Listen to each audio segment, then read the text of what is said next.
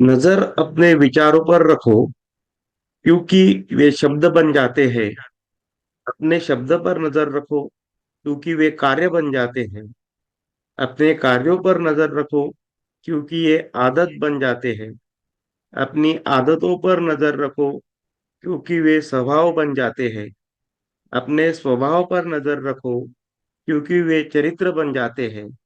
अपने चरित्र पर नजर रखो, क्योंकि जीवन की पूर्णता चरित्र पर ही निर्भर है।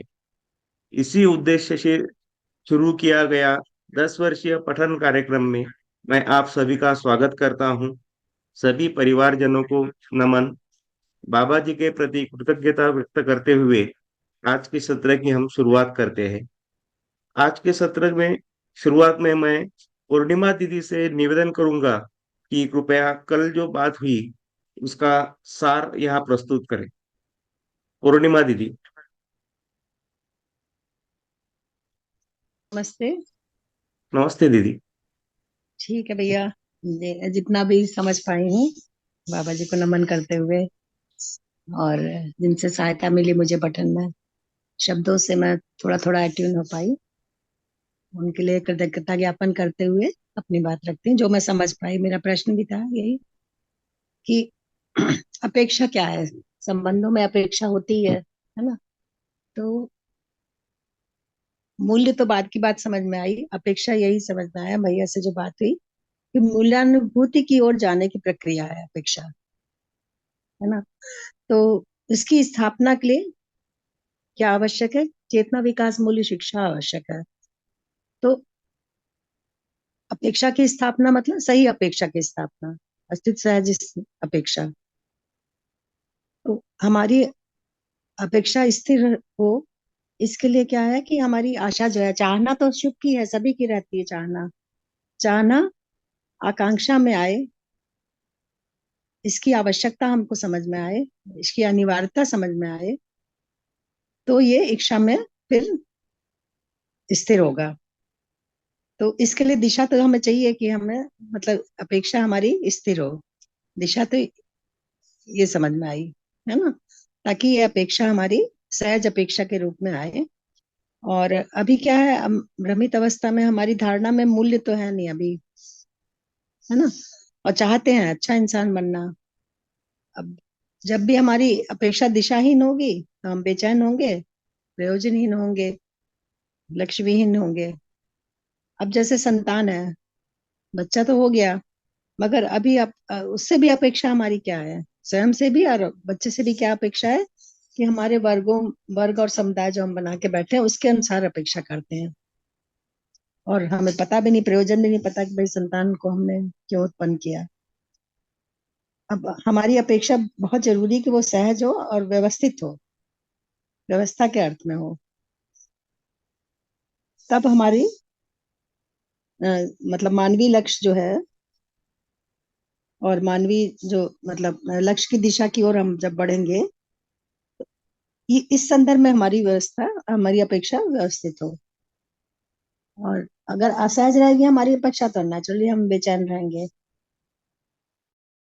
तो सहज अपेक्षा भी अभी मूल्य नहीं है, मूल्यानुभूति नहीं है, मगर शुरुआत है एक, कि न्याय धर्म सत्य की ओर हम बढ़ सकें। तो बार बार हमें रखना पड़ेगा कि हमारी अपेक्षा वरीयता क्रम में जाए, उस क्रम में हम ले जाएं उसे, और अधिमूल्यन से बचें। अच्छा, भ्रम में क्या होता है, वर्गीयता तो गलत है ही, है ना, अपेक्षा का फ्लो भी डिस्टर्ब होता है। फिर ये भैया ने सूत्र बताया था, इसकी चर्चा करी थी कि जिस मूल्य को हम स्वीकार करते हैं वही अवधारणा में रहता है और वही से हमारे स्वभाव में आता है। तो अभी हम मूल्यों को जान, मतलब जीवन में तो है ही, अभी हम जानते नहीं हैं उनको, लेकिन क्या है कि एक थ्योरी के रूप में एक बार कॉन्सेप्ट में, चित्रण में हमारे आ जाए। अब निर्भ्रांत स्थिति में तो यह है कि मतलब उनकी स्थिति एक बार हम समझ लें वांग्मय से, आपस में चर्चा करके, प्रबोधकों के द्वारा जिन्होंने इसमें ज्यादा काम किया है। तो इसको कल्पना में तुलाएं हम, इस आचरण, मानवीय आचरण को एक बार कल्पना में आएगा, हमें अच्छा लगेगा, मूल्यों का रसास्वादन होगा। कि भाई अच्छी चीज तो है, शिविरों में जैसे होता है भाई अच्छी चीज तो है ना। तो फिर हमारे लघु मूल्य जो है वो समाने लगते हैं उसमें। नहीं तो क्या होता है, अपेक्षा में गलती होती तो और गलती करते हैं, फिर और गलती करते हैं। वो चक्कर क्या है, हमारे आदर्श तो भिन्न होते हैं, है ना, मगर हम स्वयं भिन्न हो जाते हैं। तो सहज अपेक्षा हमारा मतलब अभी लघु मूल्य है, तो गुरु मूल्य जो है उसमें समा ही जाएगा।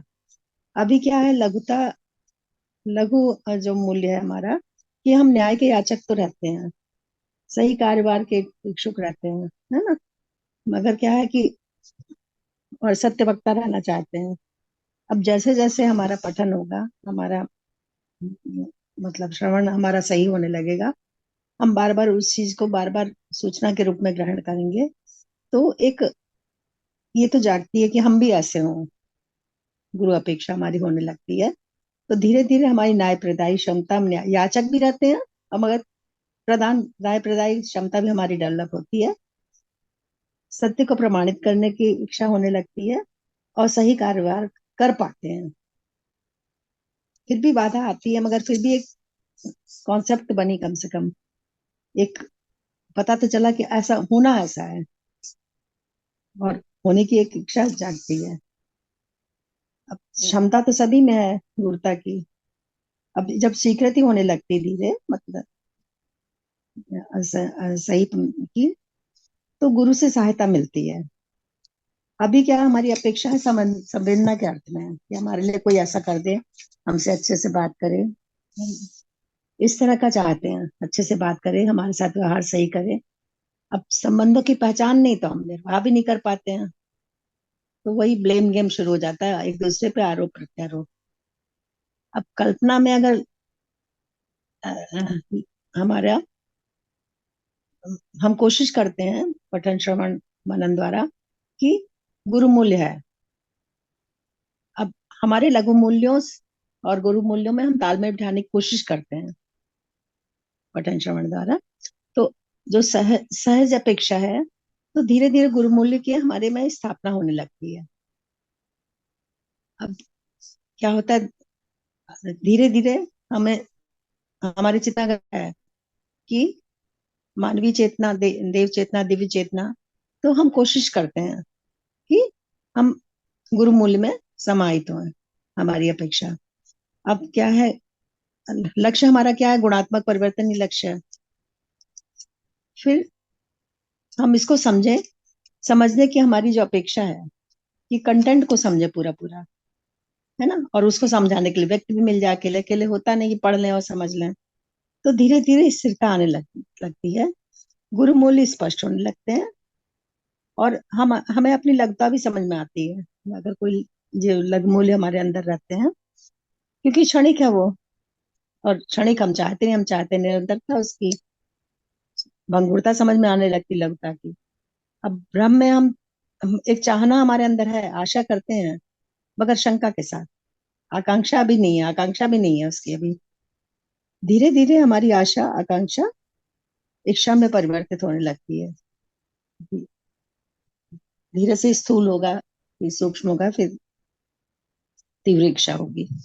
अब अवधारणा पे बात हुई थी भैया से, अवधारणा का मतलब मैं ही कंफ्यूजन था, मैं अवधारणा बोध को ही अवधारणा मानती थी। तो ये समझ में आया कि अवधारणा क्या है, हमारी जिज्ञासा बने। जिज्ञासा बनने के लिए क्या जरूरी, शिक्षा जरूरी, व्यवहार सहित, लेकिन है ना, उसके लिए संस्कृति सभ्यता भी चाहिए, चाहिए साथ में चाहिए, कोई कार्यक्रम हमें चाहिए, और उस इस प्रकार से हम व्यवहाराभ्यास करते हैं, तो और हमारी फिर जिज्ञासा बनती है।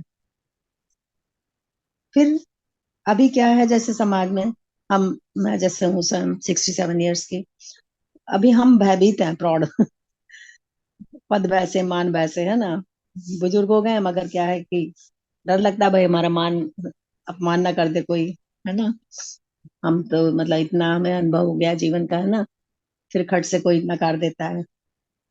तो बात वही हुई समर्पण की, जो पिछली बार बात हुई थी, समर्पण, हम समर्पित नहीं हो पाते अस्तित्व के प्रति, कि अस्तित्व स्थिर है, जागृति निश्चित है, इसके लिए हम मतलब स्वयं को अर्पण नहीं कर पाते, है ना। और वही संवेदना की दुकान लगी है प्रिय लाभ में, है ना, मनौती हम चाहते रहते हैं। और चेतना विकास मूल शिक्षा से हम सीखते हैं, प्रवृत्तियों में हम परिमार्जन चाहते हैं, पहुंचते हैं उससे कि भाई गुणात्मक परिवर्तन हमें करना है। ऐसा है जैसे देश है, लेकिन हमें पहुंचना कहाँ है इसने तक। धीरे धीरे एक एक चीज को बार बार ध्यान देंगे तो होने लगता है। और जब की जिज्ञासा ही नहीं है तो अवधारणा कहाँ से बनेगी। बिना जिज्ञासा की अवधारणा नहीं बनती। अब बार बार इसी ध्यान पे ध्यान जाएगा तो हम फालतू कोई गपशप नहीं करेंगे। जैसे बाबा जी के साथ था, हमेशा ये बोलते थे क्या जिज्ञासा, हाँ भाई कोई अच्छी बात बताओ। हमें हमें लगे भाई हम क्या अच्छी बात बताए, अच्छी बात तो बाबा जी बता सकें, नहीं तो फटाफट बाबा हर घर कर देते थे। अब बार बार अपनी इच्छाओं का अगर विश्लेषण हम करते हैं, विश्लेषण मतलब प्रयोजन सहित विश्लेषण, तो हमें समझ में आता है कि हमारी इच्छा कैसी है, सूक्ष्म हम, और धीरे धीरे हम समझने लगते हैं स्थूल सूक्ष्म कारण क्या है। अब जैसे वही बाबा के भैया से बात हुई कि बालक में अवधारणा सरल है, क्योंकि उनकी वो पूर्व स्मृतियां, पूर्वाभ्यास, पूर्वाग्रह नहीं रहते हैं। चित्त शुद्ध रहता है, चित्रण उनका काफी शुद्ध रहता है। अब अवधारणा हमें सही के लिए बिठानी है तो हमें पूर्व स्मृति, पूर्वाभ्यास से मुक्ति हमें पानी ही पड़ेगी। और जो हम चाहते हैं, मतलब जो हमारा वांछित है, उसको स्वीकार करने की प्रक्रिया यही है, पठन, श्रवण, मनन, निधिध्यासन। तो श्रवण मनन निधिध्यासन से धीरे धीरे हमें सच्चाइयों का साक्षात्कार बोध होने लगता है वो बुद्धि में। अब मन का प्रत्यावर्तन, अगर हम ध्यान नहीं देंगे, मन का प्रत्यावर्तन हमारा वृत्ति में होगा ही नहीं। सहज, सत्य सहज होने से ही मन का प्रत्यावर्तन होता है। और जो भ्रमित धारणाएं है, मतलब मन की स्वीकृति, बार बार हम ध्यान दें किसके है, लक्ष्य मूलक हमारी स्वीकृति है, मूल्य मूलक है कि रुचि मूलक है। इसको हम बार बार विश्लेषण करें, समझें, क्योंकि जीवन समझने काम तो करता ही है। सुखी होने की अवधारणा हमने स्वीकार की है, तो धीरे धीरे हम मूल्यों को समझने की कोशिश करते हैं। फिर अवधारणा बनेगी चेतना विकास मूल शिक्षा से। फिर हम समझें, पहले हम समझ लें कि अनुभव मूलक क्या है ना। फिर अपनी अनुभवगामी जो हमारी अवधारणा है, उनको हम उससे मैच करवाएं। अभी हमारा मिसमैच है पूरा। एक बार एक चित्रण में एक मैप आ जाए कंटेंट का कि इतना है, ये ऐसा है, तो हम धीरे धीरे हमारी जो अवधारणा है अभी सुविधा की होने की, तो वो धीरे धीरे उसमें कन्वर्ट होने की संभावना बनती है। क्योंकि हम मानव है, सुखी रहना हमारा धर्म भी है, और हमें अवधारणा चाहिए चाहिए। पशु को तो चाहिए नहीं अवधारणा, उसका तो अपना चल ही रहा है कार्यक्रम, बढ़िया से आराम से अपनी व्यवस्था में है। तो धीरे धीरे शिक्षा द्वारा हम मूल्यों का परिचय तो प्राप्त करें। क्योंकि अभी वस्तु मूल्य है को अगर देखने जाते हैं तो सुविधा के अर्थ में देखते हैं। बार बार हम उसमें उपयोगिता का ध्यान करें। कला को तो समझ, मतलब ये सुंदरता तो है ही, ठीक ही है, लेकिन वो उपयोगिता बार बार पर ध्यान है, क्या उपयोगिता, क्या उपयोगिता। तो धीरे धीरे इसकी स्वीकृति, मतलब अवधारणा बनने लगती है। हम मूल्य हमारे बदलते हैं, लघु मूल्य, तो स्वभाव हमारा बदलता है, हमारा आचरण भी बदलने लगता है। तो माइंडसेट तो टोटलिटी में ही हमें देखना पड़ेगा, टोटलिटी में है कि नहीं। तो मूल्यों की पृष्ठभूमि समझे, मूल्यों को समझे, हमें स्पष्ट होने लगे, इसके लिए ही यही कार्यक्रम है। बस भैया यही समझ में आया मुझे। धन्यवाद। जी धन्यवाद दीदी। अ, अच्छी प्रस्तुति रही। अभी सत्र को आगे आगे बढ़ाते हुए मैं भैया से निवेदन करूंगा कि वो अपनी बात रखे।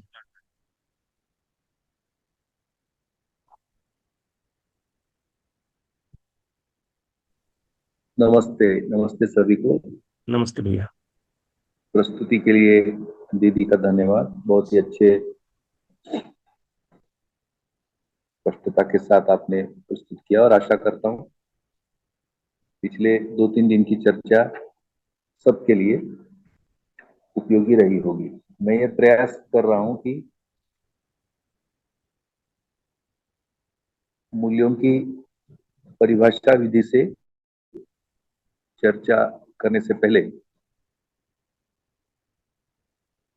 मूल्यों का एक आधार अपने में तैयार हो।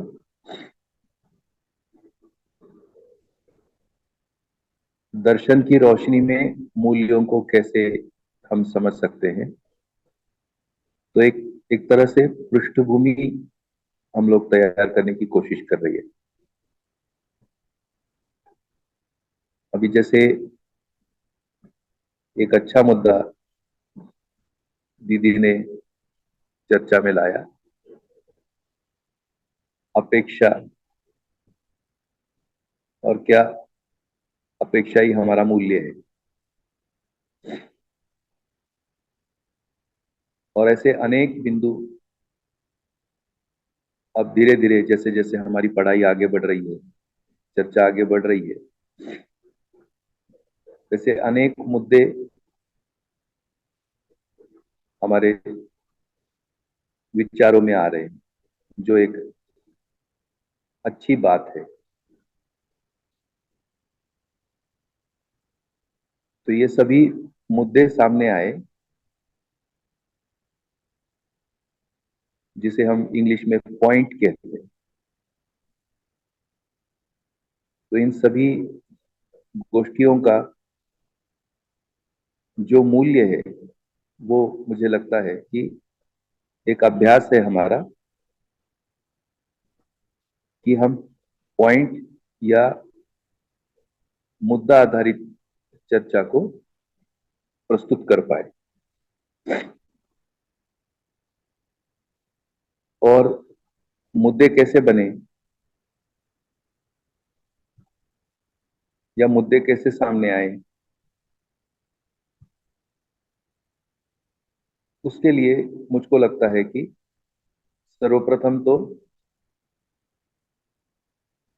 जो कंटेंट हम पढ़ रहे हैं, पढ़ाई जिसे हम कह रहे हैं, ये पढ़ाई गहराई से होना आवश्यक लगता है।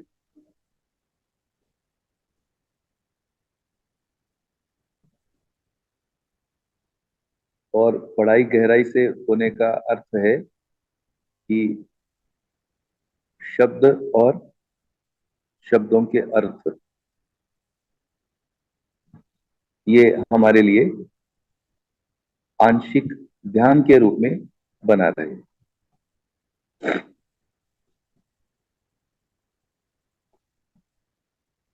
तो इन गोष्ठियों का जो मूल्य है, वो है आंशिक ध्यान में सफल हो पाना।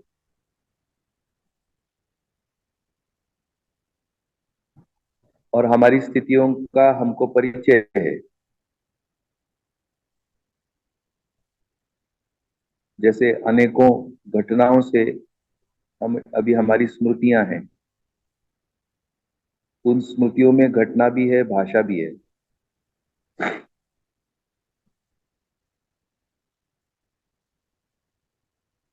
और ये स्मृतियां भूतकाल की हैं।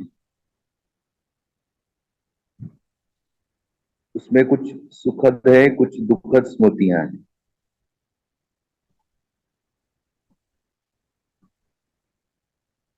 और उसका एक विधान बनेगा अभी हमारे लिए, भूतकाल की पीड़ा।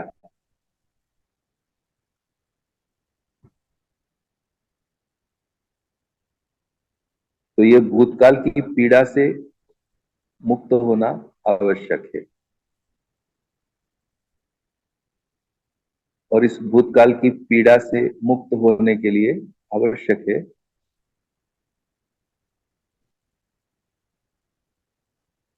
जो हमारे में बीज रूप में रहते हैं, मूल्य,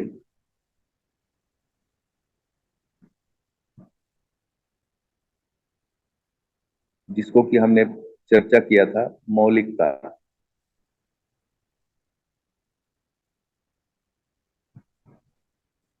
तो ये बीज रूप में जो मौलिकता है,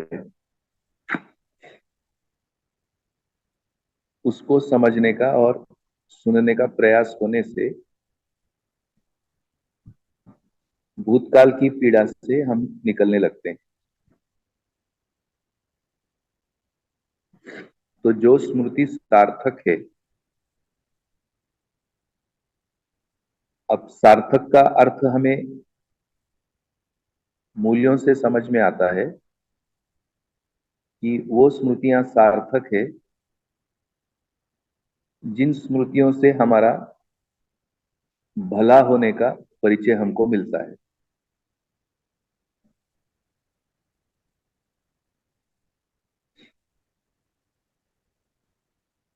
जैसे उदाहरण के लिए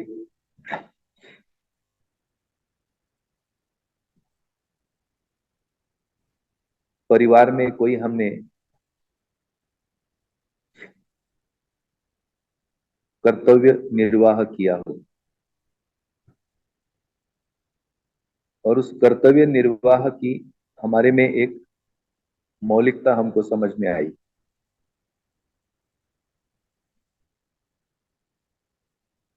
ऐसे ही हम समाज में हमारे संपर्क हैं, संबंध हैं, ऐसे ही हमने कोई कर्तव्य निर्वाह किए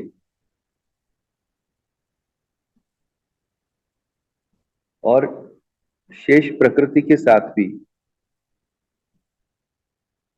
तो इस प्रकार की परिवार में, समाज में शेष प्रकृति के साथ हमारी मौलिकता सहज जो कर्तव्य हमसे हुए, उन कर्तव्यों की सुखद स्मृतियां मूल्यों के रूप में हमारे में रह जाएंगी और जो हमसे गलतियां हुई उसको भी हम मूल्यों के आधार पर ही समझ पाते। तो जो भूतकाल की पीड़ा में सही क्या था, गलत क्या था, इस दबाव में पीड़ा भी है, साथ में दबाव भी रहता है और उस दबाव के कारण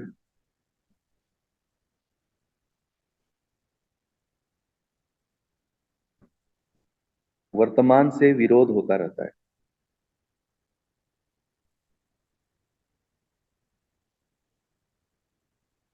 और वर्तमान के विरोध के कई उदाहरण हमें मिलते हैं जिससे कि एक संघर्ष की स्थिति पनपती है।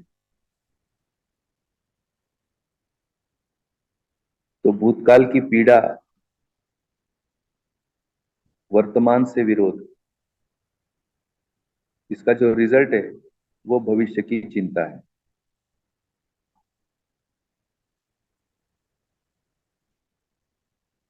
और इस पर हमने बहुत अच्छे से शिक्षा विधि से अगर अपन कहें तो हमने इस पर बहुत ध्यान नहीं दिया है, इन स्थितियों पर।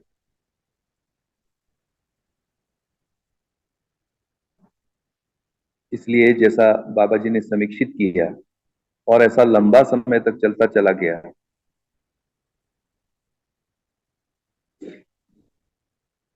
यदि हम में से हर एक अपने इतिहास को देखे, हर एक व्यक्ति अपना इतिहास देखे, पीछे मुड़कर देखे, तो एक दीर्घावधि इसमें निकल गया है ऐसा लगता है। और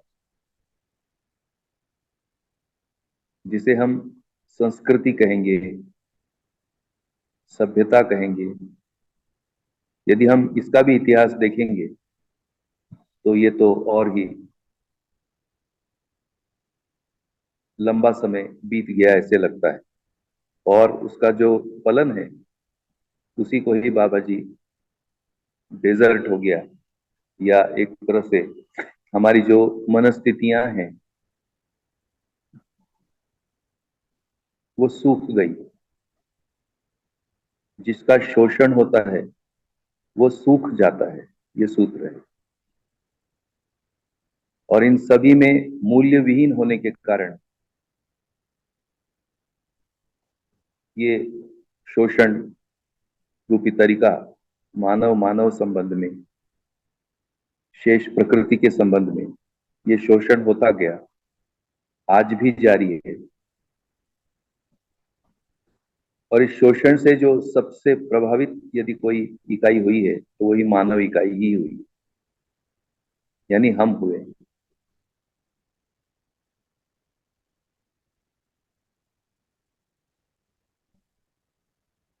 तो दर्शन की रोशनी में हमारा ध्यान जाता है, एक मुद्दे पर अच्छे से ध्यान जाता है। हालांकि शोषण की चर्चा तो अनेकों प्रकार के अभी हमारे पास सूचनाएं हैं, मॉडल है। तो उन सूचनाओं में, उन मॉडल में, जिसे इज्म कहते हैं, सोशलिज्म है, मार्क्सिज्म है, इन सभी मॉडल में शोषण की चर्चा तो सामने आई है। दर्शन में एक मुद्दा सामने आया है कि कोई भी मानव अपना शोषण नहीं चाहता।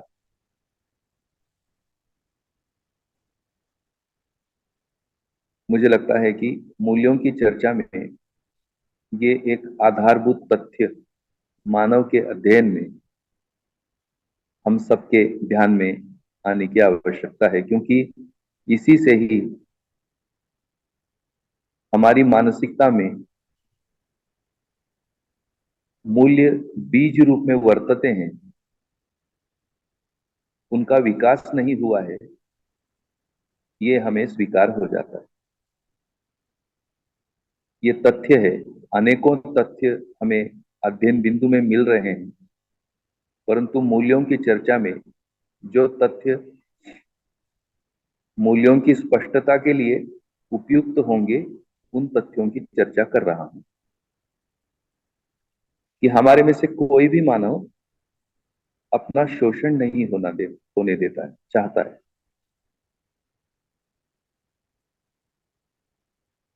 तो क्या वो शोषण करना चाहता है?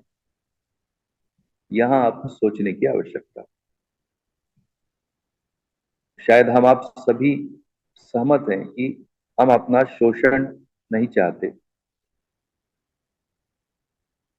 तो क्या हम दूसरे का शोषण करना चाहते? यहां शंका है।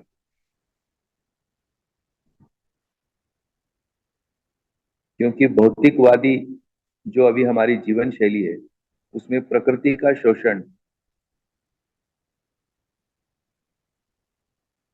करना पड़ता है, इस जगह पर है। यदि हमें विकास चाहिए, और विकास का हमारी जो अवधारणा है वो भौतिकवादी है, और आज पूरी शिक्षा, पूरी की पूरी शिक्षा भौतिकवाद के चपेट में है।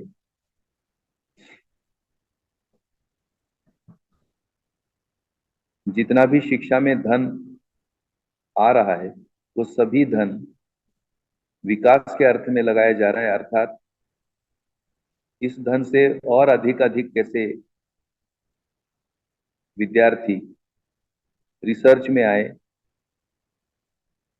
टेक्नोलॉजी में आए, और इन सभी टेक्नोलॉजी का, रिसर्च का जो एरिया है वो एक तरह से भौतिकवादी ही एरिया या दृष्टिकोण समझ में आ रहा है। तो अगर इसका हम स्केलिंग देखेंगे, बाबा जी ने तो 700 करोड़ लोग कहे हैं। यदि उतनी हमारी कल्पना में आता इतना बड़ा स्केल, तो ये जो पूरा का पूरा धरती भौतिकवाद की चपेट में और प्रकृति के साथ शोषण, तो अब ऐसा लग रहा है कि ये शोषण हमने मान लिया, ये होगा ही। और एक ये बड़ी भारी गलती हमसे हो गई कि हमने मान लिया कि प्रकृति का शोषण होगा ही।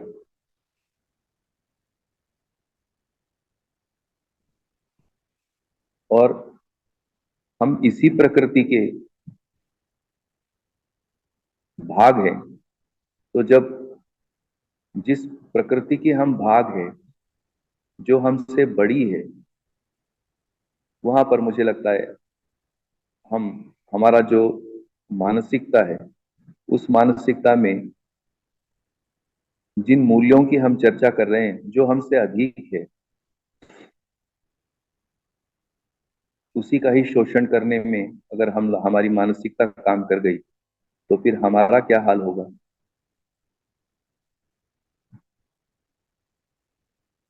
तो जो हमसे अधिक है उसके साथ हमने अपना संबंध नहीं स्वीकारा, या इसके साथ हमारा संबंध है, ये मुद्दा हमसे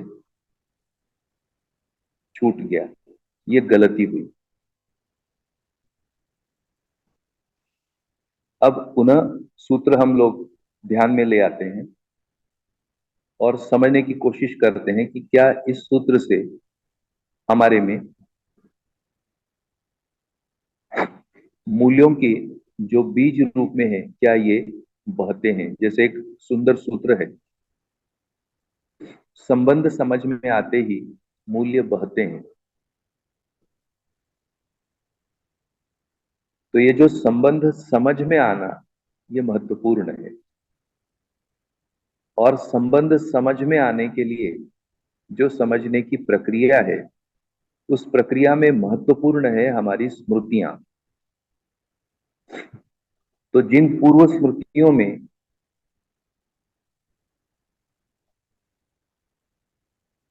यदि इस प्रकार का प्रकृति के साथ संबंध का कोई सुखद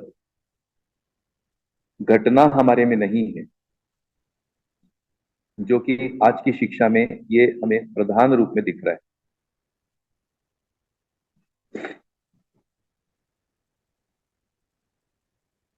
कि प्रकृति के दर्शन नहीं है। आज के शिक्षा प्रणाली में जो दर्शन है उसे दर्शन नहीं कहते, वो चित्र हैं छपे हुए।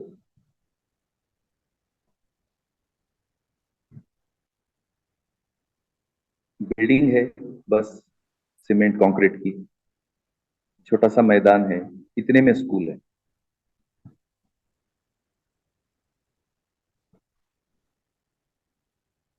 और फिर प्रकृति के दर्शन के लिए चिड़ियाघर है।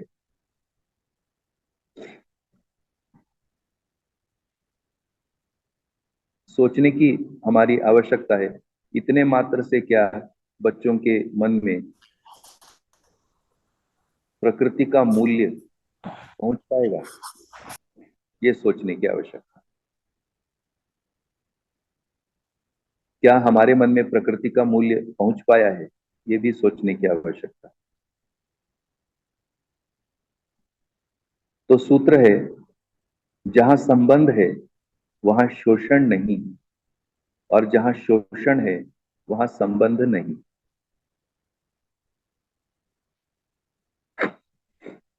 तो इसका अर्थ ये हुआ, मुझको ये समझ में आता है कि मैं मानव इकाई हूं, मैं आदमी हूं, और मुझको ऐसा लगता है कि मेरे में भाव है। तो ये जो भाव की पहचान मूल्यों से होती है। तो मैं एक आदमी हूं, मेरे में भाव है, ऐसा मुझको लगता है।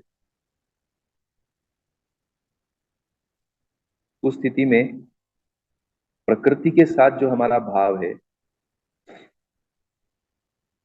उस भाव को पहचानने के लिए प्रकृति के साथ संबंध पहचानने में आना होगा।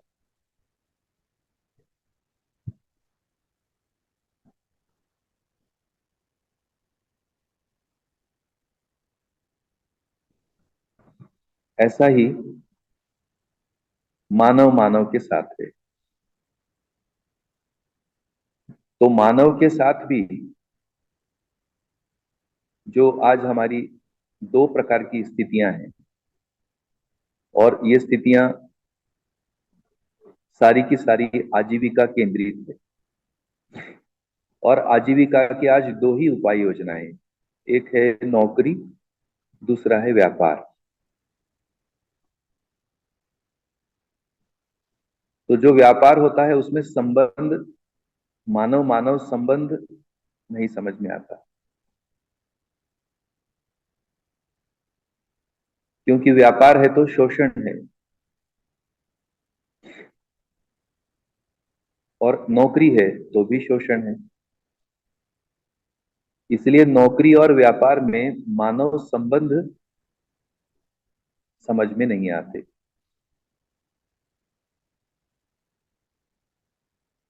क्यों? एक तो ये आजीविका के केंद्र हैं, ये आजीविका केंद्रित है, और मानव का भाव आजीविका से कहीं आगे है। यदि हम मानव है और हमें लगता है कि हमारे में भाव है, तो हम आजीविका से अधिक सिद्ध हुए। ये बिंदु हमको मानव के अध्ययन में हमें स्पष्ट होना होगा। इसलिए जो पहले दिन अपन ने चर्चा किया था कि जो क्लासिफिकेशन है वो हमारे स्मृति में रहना आवश्यक।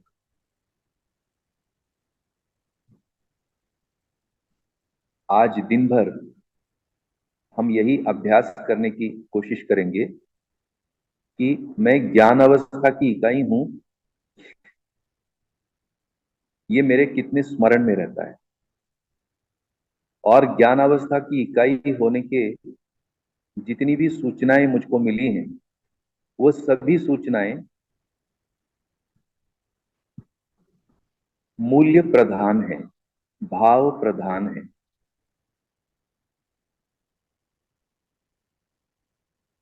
जैसे मानव पापी है, अज्ञानी है, स्वार्थी है, ये जो सूचनाएं हैं ये अभाव की सूचनाएं,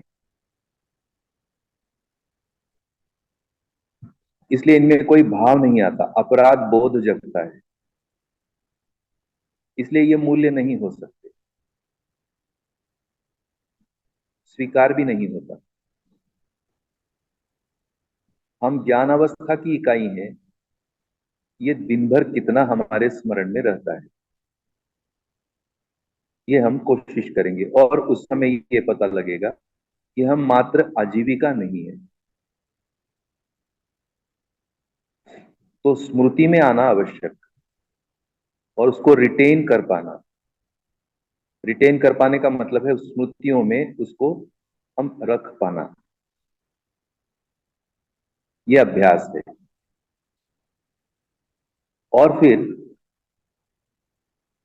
इन स्मृतियों से एक चित्र बनेगा, और उस चित्र के मुताबिक हम अपने कार्य व्यवहार को नियंत्रित करने का प्रयास करेंगे।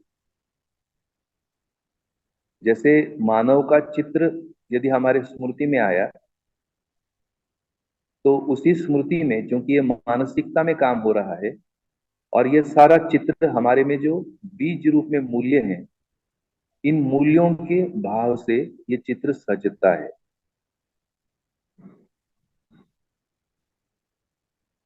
इसलिए हम आप सभी को जीवन विद्या भाती है, मध्यस्थ दर्शन भाता है।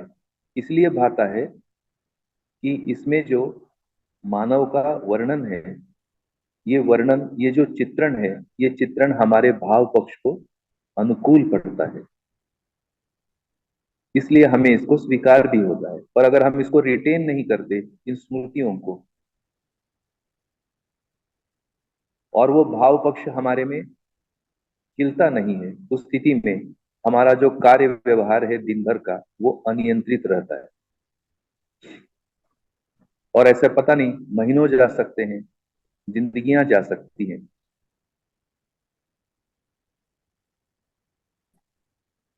फिर हमारा विकास तो रह गया। इसलिए सुना एक बार कि हम शोषण तो हमारा नहीं चाहते, हम किसी का करना भी नहीं चाहते, और ये जो अभी स्थिति बाबा जी ने सटीक हमारी स्थिति पहचानी है, भूतकाल की पीड़ा है, भविष्य की चिंता है, और वर्तमान से विरोध है, इससे जो अपेक्षा का फ्लो बना है, ये फ्लो व्यवहार ये नहीं होता, इसलिए हमसे व्यवहार नहीं होते। अब मूल्यों की चर्चा से हम एक भाव है, मानव ज्ञान अवस्था की इकाई है, यह भाव प्रधान इकाई है, ये अपने को भी पहचान पाते हैं, दूसरे को भी पहचान पाते हैं। ऐसी भाव प्रधान इकाई तो मानव में भाव कहाँ है? तो मानव में भाव जीवन रूप में है। इस प्रकार से जीवन की सूचना, यानी हम जीवन हैं।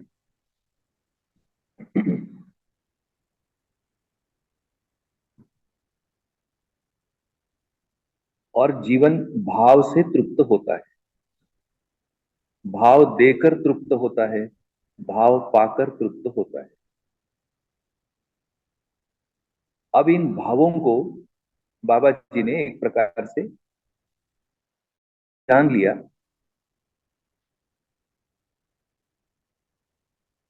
और उसे 30 मूल्यों के रूप में हमारे सामने रखा है।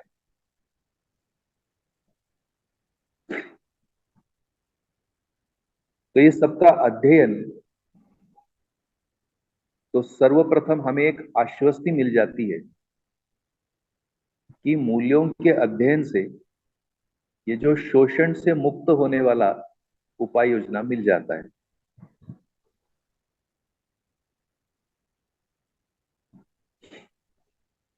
अब इस उपाय योजना का आगे क्या होगा?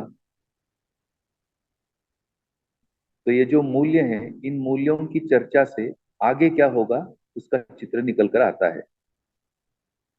तो उस चित्र में जो मुख्य मुद्दा, जो हमारी अपेक्षाएं और व्यवहार, अभी इसमें गैप है।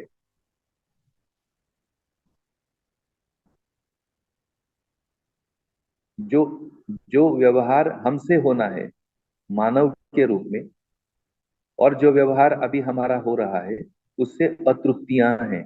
इसलिए एक एक और समीक्षा हमारी ये हो सकती है कि हमारे व्यवहार रुक से गए हैं।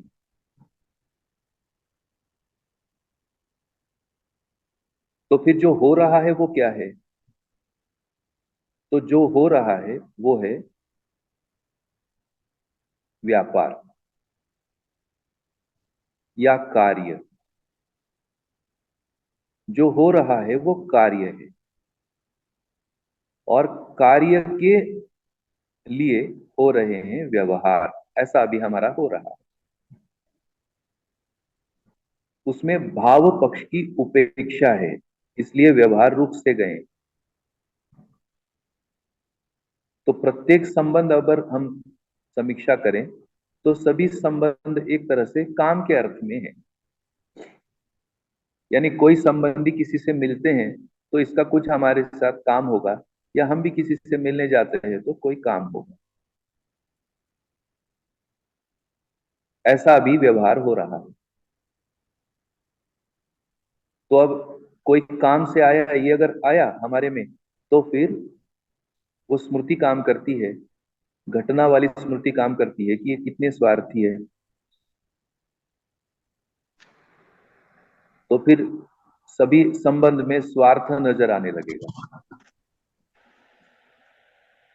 पैसे के सब भाई, दिल का सगाना कोई, ये स्थितियां बनती हैं।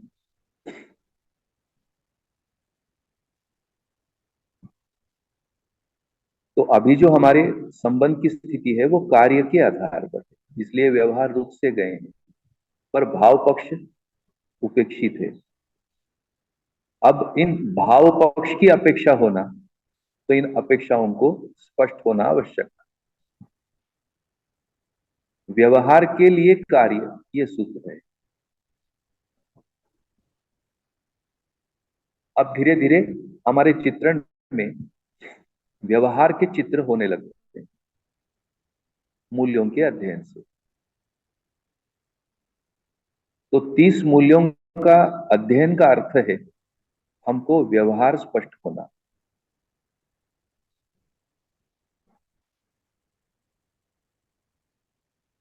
क्योंकि किसी व्यवहार में मूल्य मूल्यांकन होना है। कार्य के लिए जो व्यवहार है उसमें भय प्रलोभन है।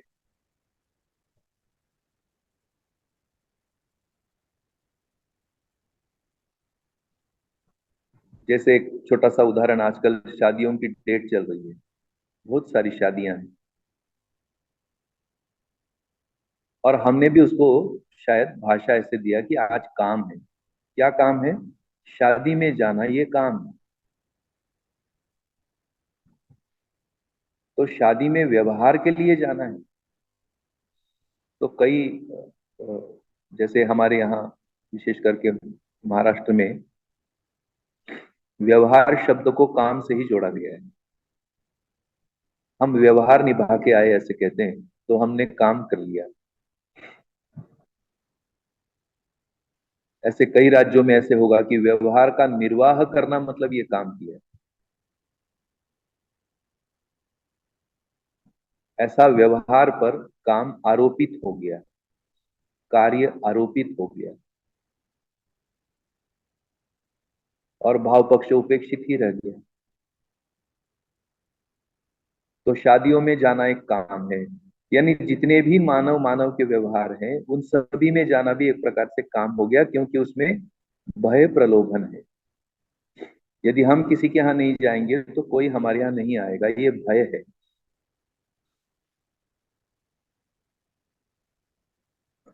अब तो प्रौढ़ लोग हैं, शायद खाने पीने का इतना बचा नहीं होगा, लेकिन फिर भी कुछ वहां अच्छा मिलता है, पता नहीं जो भी होगा। प्रलोभन को बाबा जी ने कहा है आरोपित मानदंड।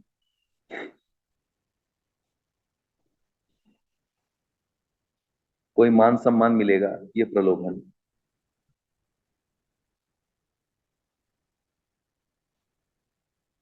तो ये भय प्रलोभन से अभी का हमारा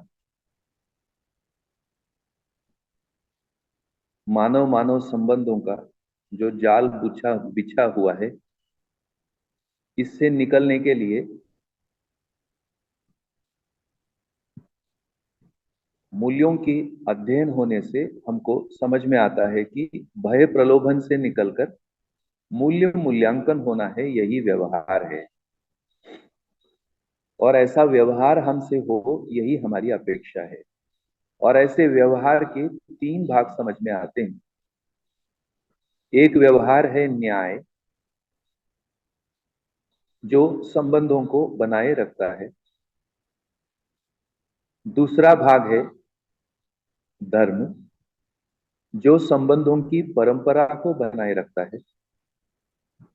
और तीसरा भाग है सत्य, जो संबंधों के आधार को स्पष्ट करता है। इस अर्थ में तीन प्रकार से हम व्यवहार की अपेक्षा करते हैं, यही व्यवहार की अपेक्षा होनी है। तो फिर ये धीरे धीरे इन अभ्यासों से, विशेष करके जो न्याय प्रधान अभ्यास है, उस अभ्यास से और इन मूल्यमयता के अध्ययन से फिर हमें यह भी समझ में आता है कि हमारा मन खाली होने लगता है।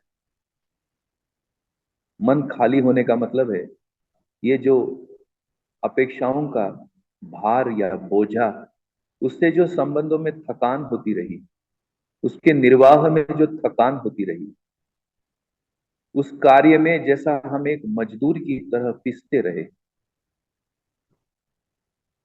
होना था संबंध में विश्राम, पर विश्राम की जगह पर क्षोभ ही आया, और उसके जो दुष्परिणाम है वह हमारे शरीर के स्वास्थ्य पर दिखाई दिए। और उस दुष्परिणाम को भगाने के लिए हमने संग्रह सुविधा का सहारा लिया और हम शरीर को आराम में लेके आए। होना था मन को आराम और शरीर को श्रम, जबकि हो रहा है उल्टा। हम शरीर को लेके आए आराम में, सोचा इससे कुछ आराम मिलेगा, लेकिन हमारा जो मन है वो तो अशांत है, वो तो क्षोभ में है। दोनों प्रकार के, निगेटिव भी है पॉजिटिव भी है।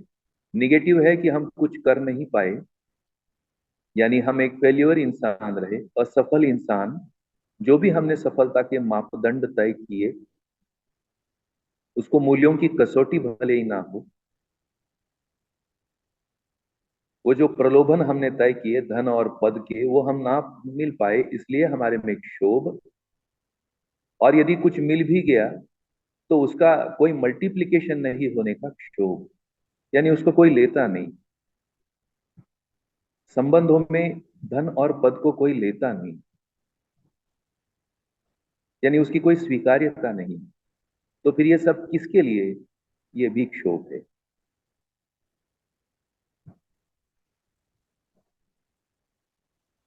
तो मन को या जीवन की तृप्ति के अर्थ में मूल्यों के अध्ययन से, इन 30 मूल्यों के अध्ययन में एक नैतिकता भी जुड़ता है। तो मूल्य और नैतिकता के अध्ययन से जो चरितार्थ होता है उसको चरित्र कहते हैं। तो जो हमारा चरितार्थ का आधार है वो मूल्य और नैतिकता है, ना कि पैसा, ना कि सुविधा। आज चरितार्थ भी हमने आजीविका से जोड़ लिया। घर चलता है न्याय से, घर चलता है संबंध की परंपरा से, घर चलता है संबंधों में जो सत्य आधार है उसके अन्वेषण से, उससे घर चलता है। पर हमारा घर चल रहा है पैसे से।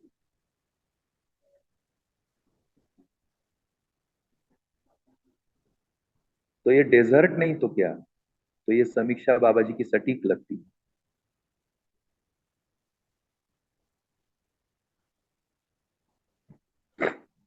शायद आप मेरे से सहमत होंगे। तो मूल्यों के अध्ययन से जो चर्चा हमारी यहां से है कि धीरे धीरे हमारा मन खाली होने लगता है। तो मन खाली होने का अर्थ क्या है?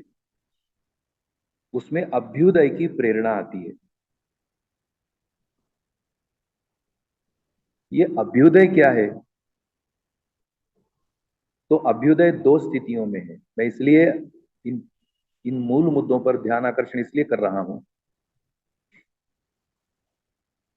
कि विगत के 10-15 वर्षों से मेरे भी ध्यान में कुछ मुद्दे आए कि मूल्यों की चर्चा से मैंने अनेक शिविरार्थियों को भावुक होते हुए देखा, उनके आंसू गिरते हुए भी देखे।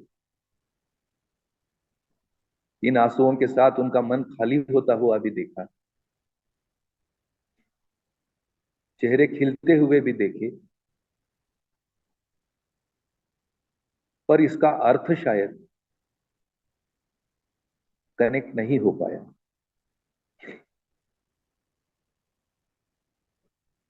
उसका अर्थ था अभ्युदय होना, क्रिया पूर्णता के लिए समर्पण होना, आचरण पूर्णता के लिए समर्पण होना। तो मुझे ऐसा लगा शायद मेरे कम्युनिकेशन में ही कमी रह गया।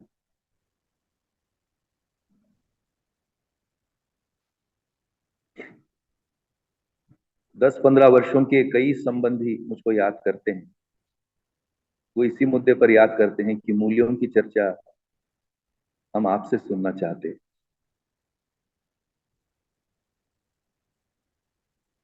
उस समय का मैं अपनी स्थिति को भी देखूं तो मुझ में भी ये ऐसा अपने बारे में भी भ्रम हो गया कि अच्छा, मैं मूल्यों की चर्चा अच्छे से प्रस्तुत करता हूं।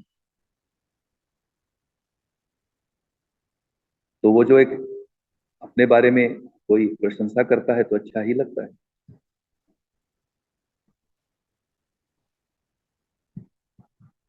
उसका लाभ ये हो गया कि बार बार उन चर्चाओं से उसमें जो निहित अर्थ है, क्रियापूर्ण होना और आचरण पूर्ण होना, ये निहित अर्थ है। ये यदि मेरी संप्रेषणाओं में पहुंच पाता है तो मूल्यों की चर्चा सार्थक हुई, ऐसा एक संतुष्टि मेरे मन को होगी।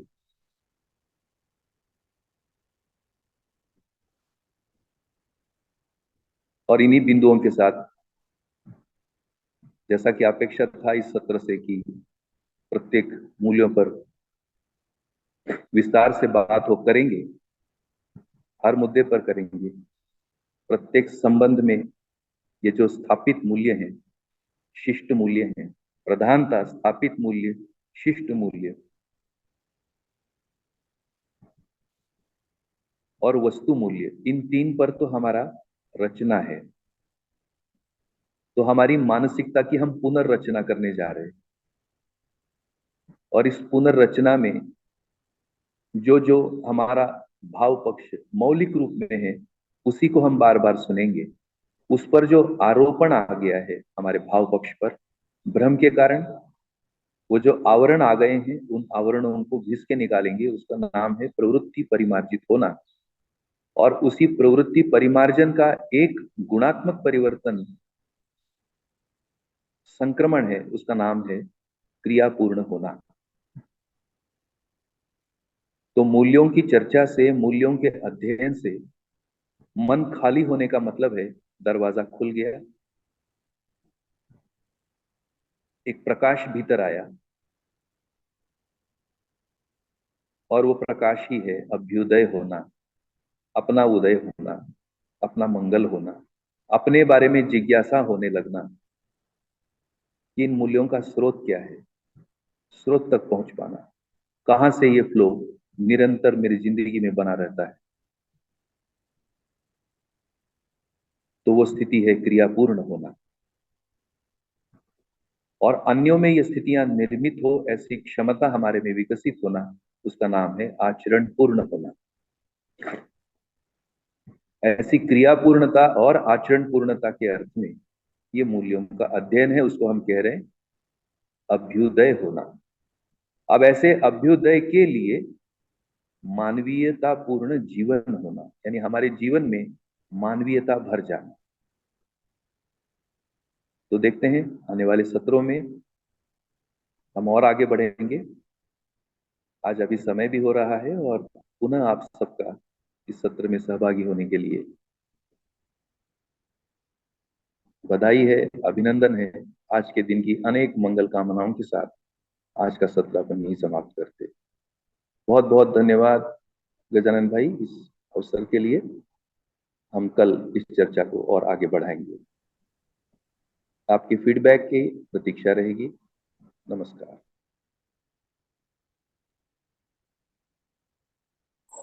धन्यवाद भैया जी।